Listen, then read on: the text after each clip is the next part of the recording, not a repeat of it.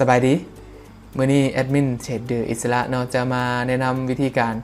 เซาโรบอทเทรดเดอร์อิสระเนาะไปรันพอร์ตส่วนตัวของนักลงทุนเนาะสำหรับนักลงทุนท่านใดที่สนใจอยากใช้งานโรบอทเทรดเดอร์อิสระเนาะท่านก็สามารถเข้ามาใช้งานได้อยู่ที่เว็บไซต์ traderisra เนาะ .org เนาะอันนี้ก็เป็นเว็บไซต์ที่ให้บริการระบบเทรดเนาะสามารถเอาไปรันได้เกือบทุกโบรกเกอร์เลยเนาะเราจะบ่จำกัดโบรกเกอร์เนาะทุกคนสามารถเข้ามาเซาไปรันได้เองเลยนะเจ้าโอเคก่อนจะเข้ามาใช้งานระบบของพวกเขาเนาะก็สำคัญเลยเนาะก็อย่าลืมอ่านตัวนี้เนาะทั้งลุ่มเนาะอันนี้คือคำเตือนเนาะท่านต้องศึกษาข้อมูลให้ดีเนาะยอมรับความเสี่ยงให้ได้เนาะจึงตัดสินใจใช้งานระบบของพวกเขาเนาะก็คือเทรดเดอร์อิสระก็เป็นเพียงระบบเทรดเนาะที่ให้บริการนักลงทุนเท่านั้นเนาะโอเคเราจะมีการระดมทุนหรือว่าชักชวนทำมาเทรดในตลาด Forex เนาะโอเคเนาะอันนี้ต้องยอมรับเงื่อนไขให้ได้ก่อนเข้ามาใช้งานนะในส่วนของเว็บไซต์ traderisra.org เนาะก็จะมีตัว copy trade เนาะสำหรับนักลงทุนท่านใดที่อยากเซาโรบอทเราก็สามารถเข้ามา copy trade ระบบได้คือกันเนาะอยู่ที่ broker life finance เนาะแล้วก็ตัวที่2ก็คือตัวเซาโรบอทนะเซาโรบอทนะก็สามารถเข้ามาเซาได้และตัวที่3ก็คือเซา VPS server เนาะตัวนี้สำหรับนักลงทุนท่านใดที่จะรัน EA เนาะท่านต้องมี VPS เนาะไว้ติดตั้ง EA เนาะ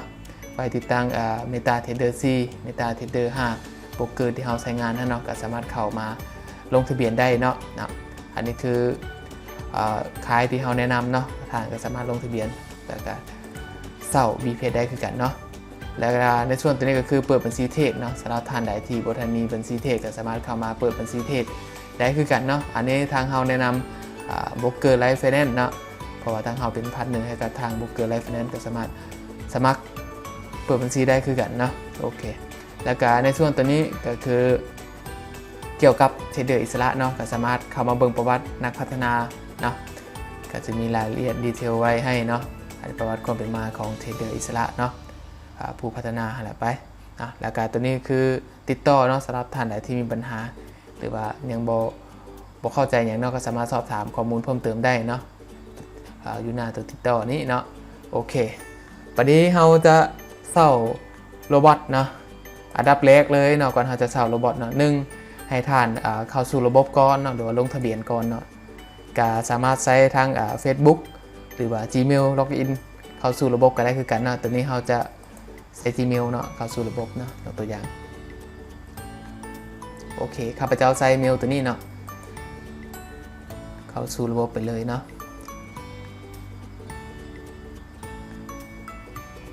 รอนิดนึงเนาะโอเคอันนี้ก็เราเข้าสู่ระบบแล้วเนาะเนี่ยตัวนี้ก็จะมีแผงควบคุมมีการดาวน์โหลดวิทยุเนาะอันนี้จะเป็นรายละเอียดเกี่ยวกับบัญชีของพวกเขาเนาะก็มีตัวกระเป๋าเงิน wallet นำเนาะสำหรับท่านไหนที่อยากเติม wallet เนาะก็สามารถเข้ามาเติมได้ที่นี่เนาะโอเควันนี้เราจะเข้าไปเซาโรบอทเนาะที่เข้าตัวเซาโรบอทนั่นนะหลังจากนั้นก็เลือกซื้อเลยเนาะเลือกซื้อเลยโอเคก็สิ่งที่เราต้องได้เลือกเนาะก็คือ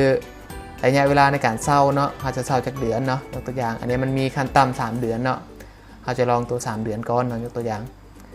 ก็เลือกแพลตฟอร์มเนาะ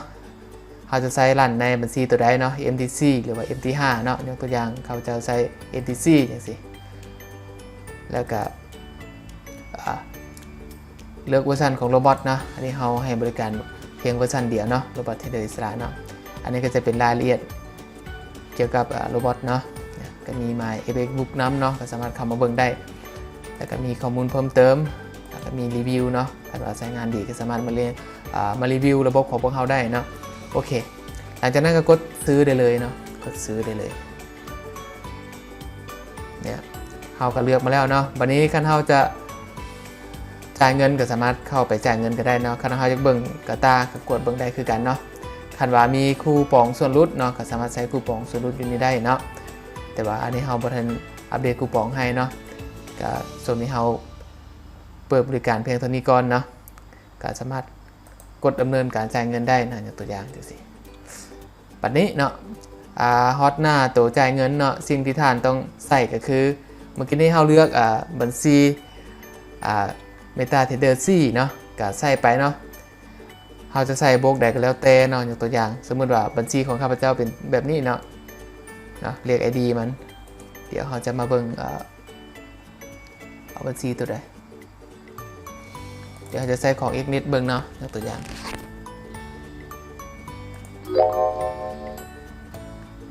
โอเคตัวนี้คือบัญชี MTC เนาะของ Xnet เนาะเนี่ย146นะ5709เนาะเขาก็กรอกไปเนาะ146 57 162โอ้ยเนาะขอโทษเนาะ162 5709เนาะ162 5729เนาะโอเคสำคัญเลยเนาะตัวนี้เนาะตัว MetaTrader เนาะตัวเลข ID เทรดของเฮาเนาะสำคัญเลยเนาะตัวนี้ต้องใส่ให้ถูกเนาะท่านจะรันบัญชีตัวใดเนาะประเภทบัญชีตัวใดเนาะประเภทบัญชีเซนหรือว่าประเภทบัญชีสแตนดาร์ดเนาะก็ใส่ให้มันถูกต้องเนาะต้องใส่มันถูกต้องโอเคเขาใส่ให้ถูกต้องแล้วก็บัดนี้ก็ใส่ข้อมูลของเฮาเข้าไปเนาะที่อยู่ของท่านเนาะแล้วก็จ่ายเงินเนาะบัดนี้นะกรอกข้อมูลถูกต้องหมดแล้วเนาะใส่ชื่อแล้วก็ที่อยู่เนาะอยู่นครหลวงว่าอยู่ใส่กันแล้วแต่เนาะเนี่ยกรอกให้ถูกต้องเนาะสำคัญอีเมลต้องใส่ให้ถูกเลยเนาะเนี่ยเบอร์โทรนี่เฮาเข้าสู่ระบบเนาะมันใส่มาให้แล้วเนาะแล้วก็กดจ่ายเงินเนาะหลังจากนั้นก็สแกนเนาะสแกน QR Code เนาะสแกนวันเพย์เฮาแล้วก็จ่ายเงินตามจำนวนค่าเช่าระบบหันเนาะแล้วก็กดดำเนินการต่อเนาะเนี่ยวันนี้ก็แนบหลักฐานเนาะขณะโอนเงินมาแล้วก็แนบหลักฐานเนาะยกตัวอย่างแล้วก็กดดำเนินการสั่งซื้อเนาะแนบหลักฐานมาแล้วก็กดดำเนินการสั่งซื้อให้สำเร็จนะกดไปเลยนะรอนิดนึงเนาะโอเคอันนี้ก็ถือว่าสำเร็จแล้วเนาะเนี่ยนะก็รอเพียงแต่อีเมลเนาะแจ้งเตือนเข้ามาเนาะนะถือว่าเขาสั่งซื้อสำเร็จแล้วเนาะก็ท่านจะได้ลิงก์ดาวน์โหลดไฟล์ EA เนาะไฟล์โรบอทเนาะไปรันเนาะเนี่ยถือว่าการสั่งซื้อถือว่าสำเร็จแล้วเนาะไม่แต่รอนะ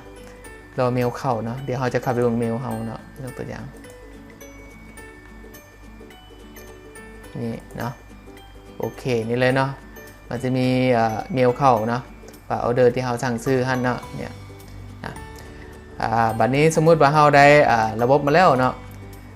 ได้ไฟล์โรบอทมาแล้วเนาะท่านก็ต้องไปลั่นใน VPS ของท่านเนาะก็สามารถไปเช่า VPS ไว้เลยเนาะเนี่ยอย่างตัวอย่างก็จะได้ไฟล์แบบนี้มาเนาะเนี่ยไฟล์ Robot.Trader อิสระเนาะก็มาลั่นนะท่านจะลั่นโบรกเกอร์ใดก็แล้วแต่เนาะยกตัวอย่างก็สิคือ Xnet เขาลั่น Xnet ยกตัวอย่างเดี๋ยวซาหนึ่งเนาะ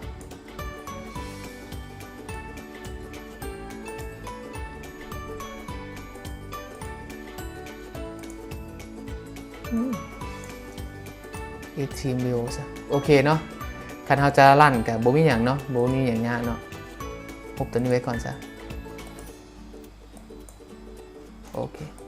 มาแล้วซาขนาดเนาะอันนี้คันสมมติว่าเขาจะลั่นโรบอทเนาะเขาจะลั่นโรบอทก็มีแต่ก๊อปไฟล์มาเลยเนาะเขาเปิดMTC ของเขามาเนาะสมมติเขาใช้เมื่อกี้เขาใช้ user ตัวนี้เนาะเนี่ยเลข ID ตัวนี้เลยเนาะก็มีแต่มาวางโรบอทเข้าไปเนาะเข้ามาที่ตัว MKLC ฮั่นเนาะแล้วก็ Expert เนาะก็วางลงไปเลยเนาะเนี่ยไฟล์โรบอทเราวางลงไปอย่างนี้เนาะหลังจากนั้นก็มารีเฟซมันเนาะมารีเฟซบัตรนึงเนาะมันก็มาแล้วก็เลือกคู่ทองคำเนาะเลือกคู่ทองคำแล้วก็โยนไฟล์โรบอทเข้ามาเนาะหลังจากนั้นก็มาเซตติ้งเนาะมาเซตติ้งอันนี้มันค่า default เนาะก็สามารถรันค่าแล้ว default ได้เลยเนาะใน time frame h1 เนาะแล้วก็กด auto trade ได้เนาะเนี่ยก็อย่าลืมติ๊กพวกนี้ให้หมดเนาะอันนี้ก็จะเป็นเบาๆเนาะเกี่ยวกับผู้พัฒนาหั่นเนาะโอเคก็ถือว่าสำเร็จแล้วเนาะมีแต่ปล่อยให้ระบบมันเทรดไปเนาะเราก็ติดตามผลงานได้เนาะติดตามผลงานโรบอทได้เนาะ โอเคก็จะมีประมาณนี้เนาะฝากไว้อีกอย่างหนึงเนาะสำหรับท่านใดที่อยากเซา VPS แบบนี้เนาะรีโมทเข้ามาแบบนี้เนาะจังสิรีโมทเข้ามาแบบนี้เนาะก็สามารถเข้ามาเซาได้เนาะอยู่นี่เลยเนาะนี่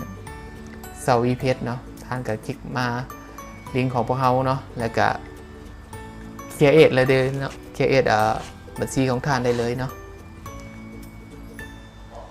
เขาแนะนำขายตัวนี้เนาะเนี่ยใส่อีเมลแล้วก็พาสเวิร์ดแล้วก็เคลียร์เอทเขาไปเลยเนาะแล้วก็